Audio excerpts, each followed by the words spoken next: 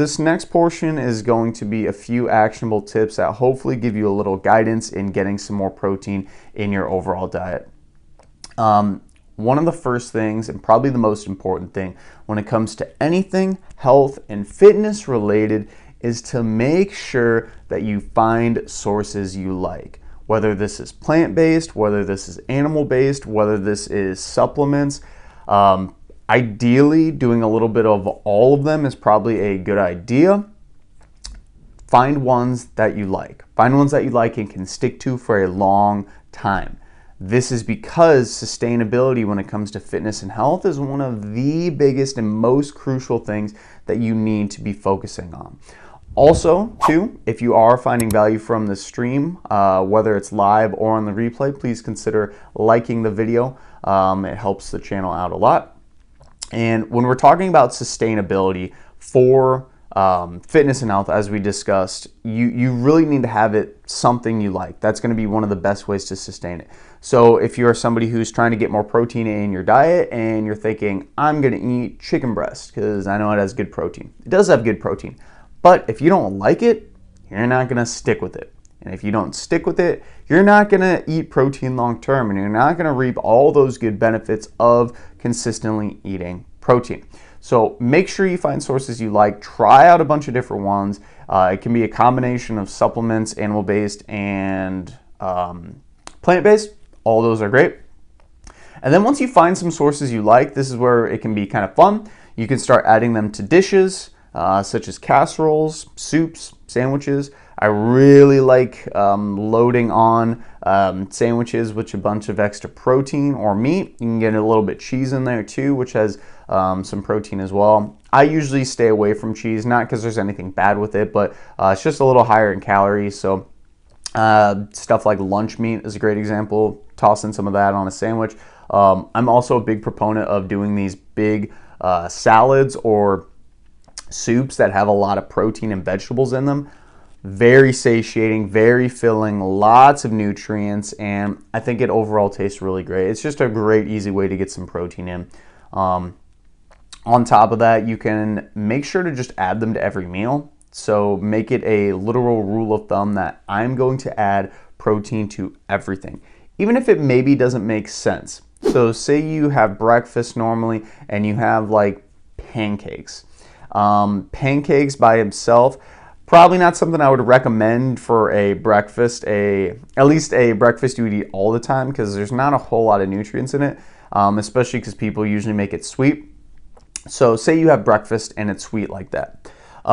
Even if it maybe doesn't sound the best, have a little bit of chicken, have a little bit of meat, maybe some plant-based alternatives. You could have some beans or something with it. You could lean on to a protein supplement in the morning, having a shake. Having protein with every meal is a great way to ensure that you are going to be hitting your overall protein goals for the day. And as we discussed earlier in the podcast, 1 gram per pound of body weight is probably good for building muscle. 1.5 to 2 is probably good for if you're trying to maintain your weight or lose weight. You need a little bit more when you're trying to lose weight. And then 0.82 if you're not doing those things. But I would just go up to the 1 gram, as that's really, really easy to remember. But adding them to every meal, super, super crucial. And then when you are snacking throughout the day, you should try to have snacks that are protein based. A lot of people will snack on things like crackers, maybe a little snack on, I don't know, just like a piece of bread. A lot of these are usually higher in carbs, just because those are usually readily available around people's homes. And the problem with these is that they're not very overall satiating.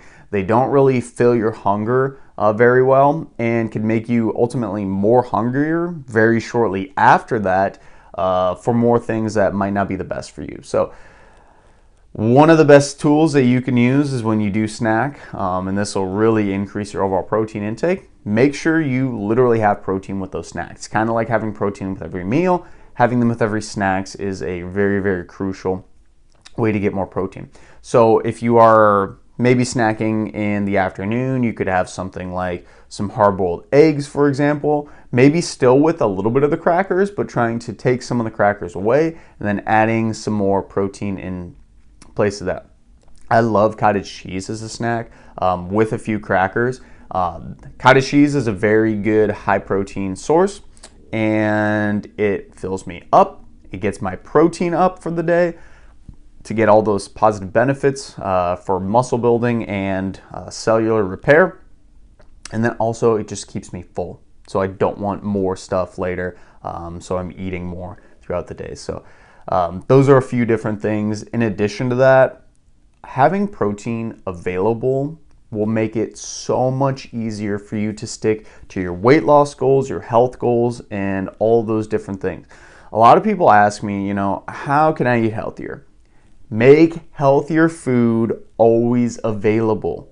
If that type of food is always available in your home, that's going to be the first thing you always lean towards and grab onto when you're hungry, when you're looking for something. You're not going to open the pantry and see, oh, there's some chips, there's some cookies, I'm going to eat those.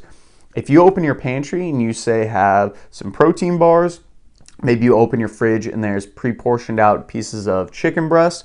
I keep using chicken. You can literally use any type of protein source. Cottage cheese, for example, that might be one that's kind of at ISET. Having them available and ready for yourself makes it so much easier to get protein in. And we're just setting up our environment better for ourselves.